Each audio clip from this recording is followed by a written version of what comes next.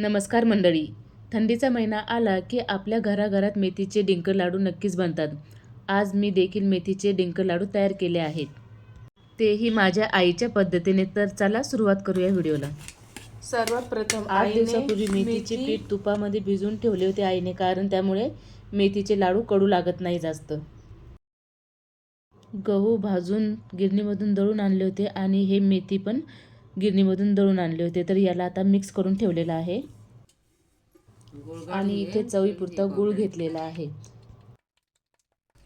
तर इथे मी सरसोचं तेल, करडईचं तेल आणि तिळाचं तेल मिक्स करून घेतलेलं आहे. तेल कडकडीत तपल्यानंतर तेलामध्ये गूळ टाकून घेतला.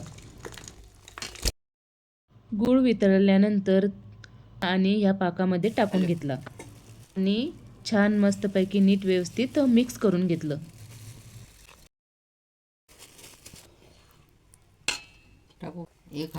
मिक्सरमधून जाडसर काजू, बदाम, गोडंबी, खारीक दळून घेतलं आणि याच्यामध्ये टाकलं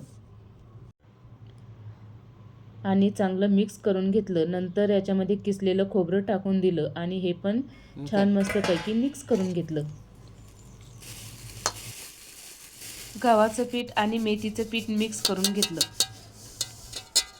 हे सर्व मिश्रण गॅसच्या मंद आचेवरती मिक्स करून घेतलं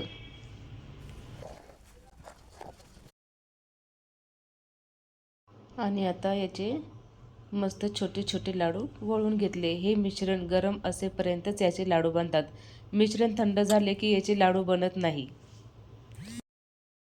हे लाडू फक्त गोड नाहीत, तर आयुर्वेदाची ताकद आहे. हिवाळ्यात शरीराला उष्णता देतात, गुडघेदुखी आणि संधिवातात आराम देतात, शरीरातील कमजोरी कमी होते, पचनक्रिया सुधारते आणि शरीराला नवीन ऊर्जा मिळते.